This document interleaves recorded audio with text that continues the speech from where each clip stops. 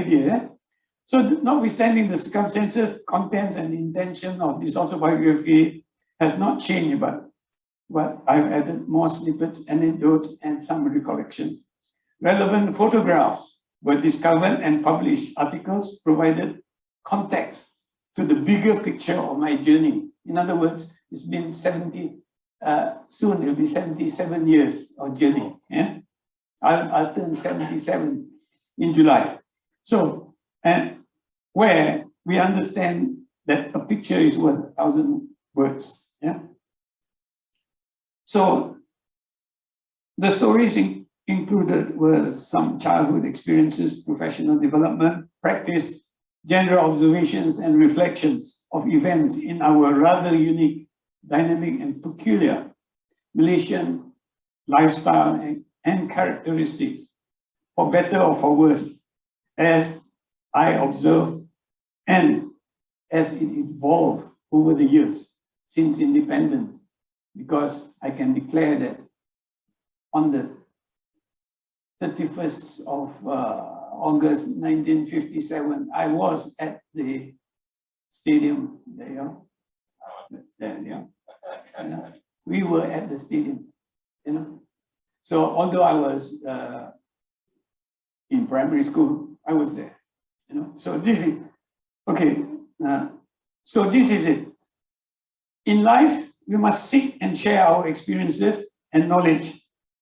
Autobiography is just my humble effort as a person's lifetime, as stated in the following hadith. This is the best I can. I'm not very religious, but God knows. So sampaikanlah kalian daripada ku walaupun sepotong ayat. No matter how small the thing is, please share it with your fellow travelers. And Dr. Tan Lokman, in his little anecdotes in the book, did mention a similar principle and philosophy. Share. Nobody has lost anything for sharing. You know, for everything that you share, you tend to gain more than to lose. Yeah. So this is the kind of thing. So convey to the people, even if it were just a single sentence or a single word. So the book itself has been structured in 3 parts. I wanted to again publish the books in 3 booklets and put into a box with each part. But again, they want us to apply for separate ISBN numbers. So I didn't want that, so I said put them all in one book, and hence the 668 pages. So part 2 is professional practice, which is what develops from being a little boy. And then the compilation of the selected papers and PowerPoint presentation over the years to put in context the timeline that the architectural profession evolved. Yeah. Yeah. Okay. So all these are characters. And again, let me just go back. I want others here. In my haste, I may have overlooked or misrepresented some of the facts, and some readers have come up and corrected me too. I can share you some of it. That I'm not a perfect being, and that to err is only human, and to forgive is divine. I quoted the poet Alexander Pope on this. And when I presented the book to Tun Mahathir in his office, he picked that. He said, this is it. This is the spirit. To err is only human, and to forgive is divine. He likes that because you have to move on. And this is what I have understood and known at personal level with him. Not at political or governmental level, but at personal level. You have to just move on. You know, that's why he's 20 years older than me. And therefore, I dedicate this book to whomsoever may wish to share my personal experience and observation as an ordinary anak Malaysia. I have to use anak Malaysia because we are in a very critical and sensitive era, if you ask me, in the country. The anak Malaysia spirit, like it or not, none of us here in this room had the choice as to where we wish to be born. This is what I always say. Jangan nak act. You are you because you were born here and you had no choice. When you were in your mother's womb, you never had the occasion or the choice as to where you wish to be born. And this is our country, and this is where. Don't talk about how beautiful other countries are, because this is the best. Like it or not, hujan mas di negeri orang, hujan batu di negeri kita, and hujan di negeri kita is better. So that's the kind of falsafah, yeah. Okay, so thank you very much. That's the autobiography bit is, of course, I was born 27 July, old Pudu Road, up on the Cock Hills. And then, of course, I was bred because my father was a police officer and he gets government quarters. So I was at the Vending Road Police Mess, and I was at Circular Road for 12 years, and then even in Kampung Baru. And I went to school in Pasar Road English School, because Pasar Road has 2 schools, in fact 3 schools. One is the Pasar Road English School, Pasar Road Malay School, and belakang us was Pasar Road Chinese School. So, and then of course Victoria Institution, BI. I have fortunately 1, 2, I don't know. Lokman, you BI? No, your dad was in BI. Yeah, see, Lokman, dad was a school teacher, and of course Moose, another Victorian. I don't know who else is Victorian in here, but that's it. And then of course Sultan Abu Bakar School in Kuantan, because I wanted to, okay, Rosli, because I wanted to uproot myself from KL to find out and learn about the culture and lifestyle in the East Coast. And it was a fantastic experience and very valuable. Yeah. So this is it. So 7 years in UK to do architectures at Plymouth, College of Art, then later Portsmouth Poly, and both are now universities. So when we started, it was RIBA approved.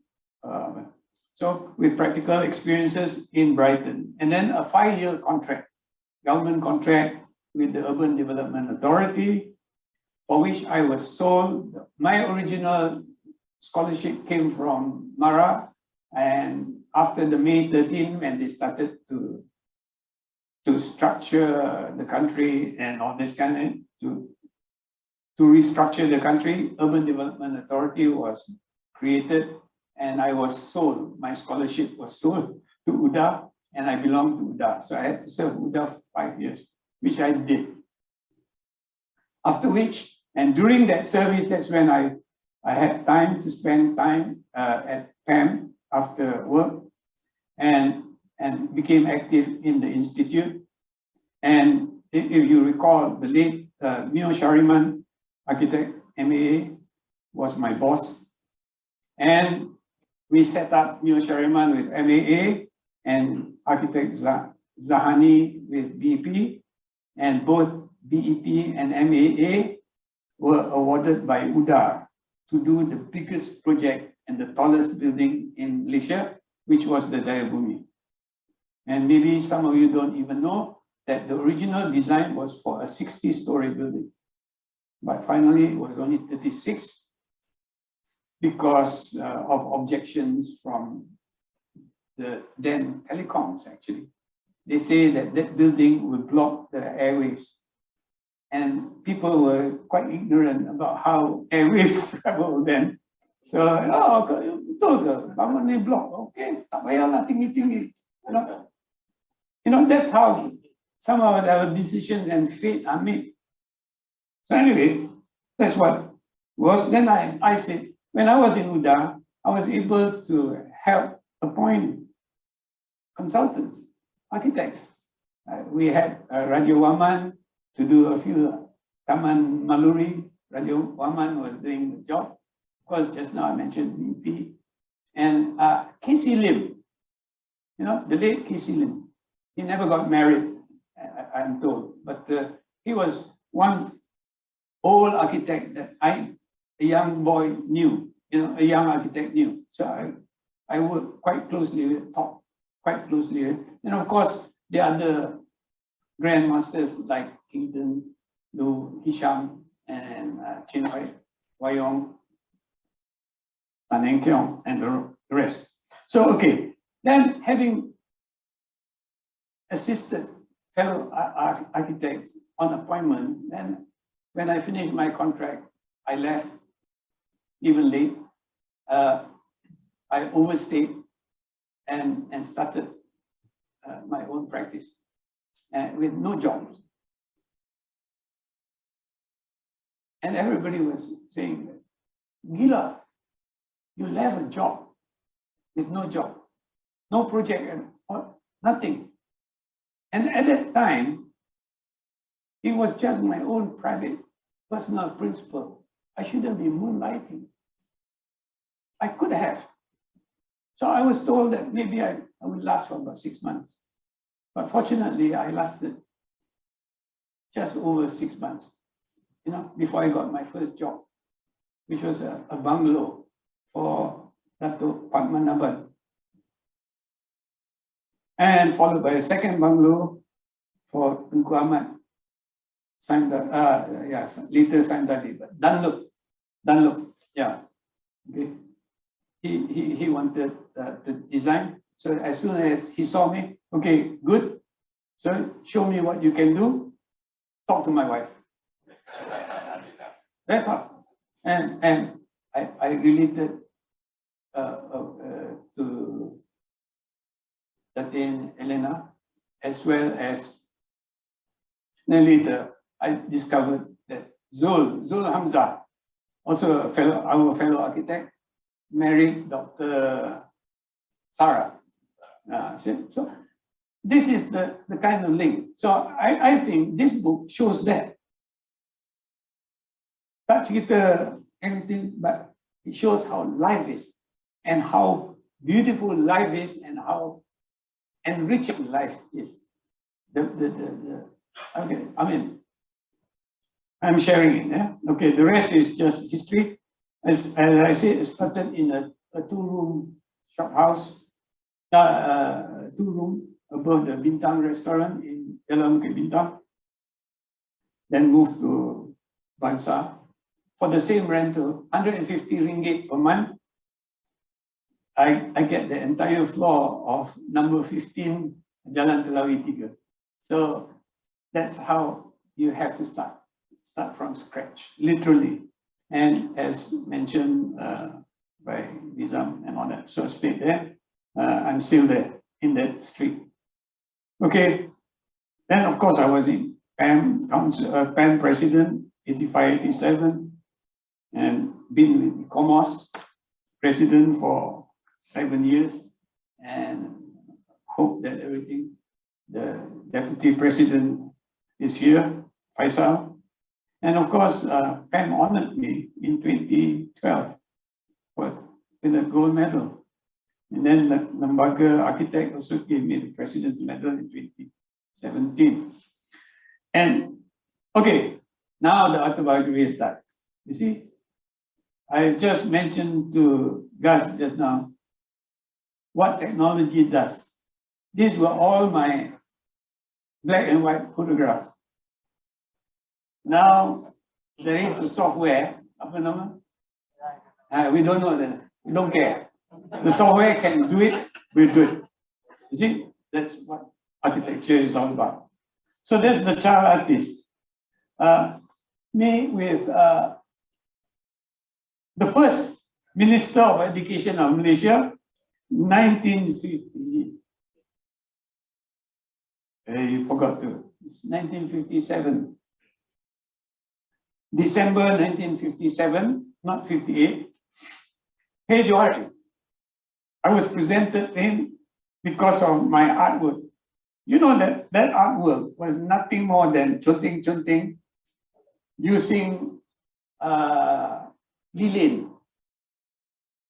You know, just like batik, except that you don't put it in hot water. You do it on there, and you get different colors. And the color will break over the wax it section, then you re-wax it when it's dry. So you get. And they thought it was a brilliant idea. So that lady was the USIS, United States Information Services Center. It was at Lokview building on the ground floor. Yeah? So there was HAJEEDAR, 12 years old. Then in school in Pasar Road, there were 6 of us. Yeah. The drawing, the picture shows left hand.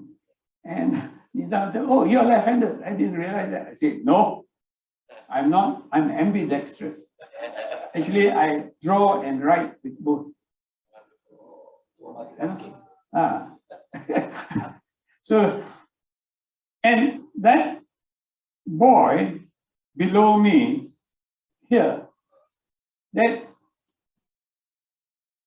everybody should know, is Richard Lee Yiting.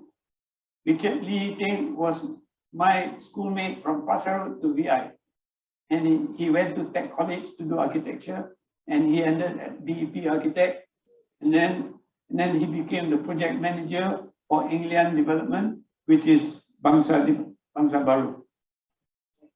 And it is with his assistance and collaboration that I managed to convince Ng Jianming, the owner of England, who is a fellow architect, to get that piece of very prime land to build the Masjid BANGSAR, and convince them as developer that I will speak to DBKL to transfer the development potential of that 2 acres of land to the balance of their development. Hence, you get that BANGSAR Village 2 with no development charges. Hence, you get the 3rd floor of all the other shop houses with no development charges. So it was all transferred on the willing. There's no provision in the bylaw as Nizam kata, you know. You just have to think out of the box and find out and get the things done. Yeah. So anyway, so that's the classic example of 2 Malay boys and 5 Chinese boys doing group work. So that then I went on to VI. That's me. Look at my sexy legs, because you have to be in 6th form before you can wear long pants. Up to form 5, cuma sekolah pendek saja. So that's the kind of artwork that I do. And the art teacher, who is in Baju Melayu, is none other than Patrick Ng Ka-on. One of our national artists. He was our art teacher. And the other person, my friendly competitor and colleague, Ismail Mustam. Ismail Mustam was the winner for art competition to do the mural of Dewan Bahasa. So he was the winner. He was in Form 4, I was in Form 3. And you will read about it in the book. He wrote something about it. So again, thanks to the technology today, I managed to get the colors of my paintings again. You know? So, and this is why, in fact, they're not in the book, but it's in this, because we did this only last week. So you learn every day. Okay, here are the other artworks that, you know, as a child artist, in 1960, when the National Art Gallery was established, the first art exhibition, the National Art Gallery bought 4 of my works, 3 oil paintings and 1 pencil sketch as their permanent collection. So of course, the gallery was elated and that I was the youngest artist to have in the art collection. I was presented to the then Prime Minister, Tunku Abdul Rahman. On the side, on the left-hand side is Frank Sullivan. He was the press secretary of Tunku. And the other side is the political secretary of Tunku, Ghazali Shafi'i, Tun Ghazali Shafi'i later. And they were looking at that painting, one of the paintings. Then, sometime in Form 3, again, there was an art competition organized by the Selangor Education Office. And for United Nations World Refugee needing help, and they still need help today, you know. Way back then, sampai sekarang, still there are a lot of refugees. So, of course, I was reluctant to participate. So the art teacher said, you had to participate to represent the school and things like that. So I said, okay, I'll do it. So this was my cheeky submission. I started with the UN, near color, light blue and white. So I went into the hall, I brought 1 piece of light blue paper, and then a tube of white paint, and I did this, and I won. So when I won, the prize giving was at the British Council, because I think British Council had something to do with the education. And I was presented the book prize of artists, an encyclopedia of art, by none other than Aminuddin Baki.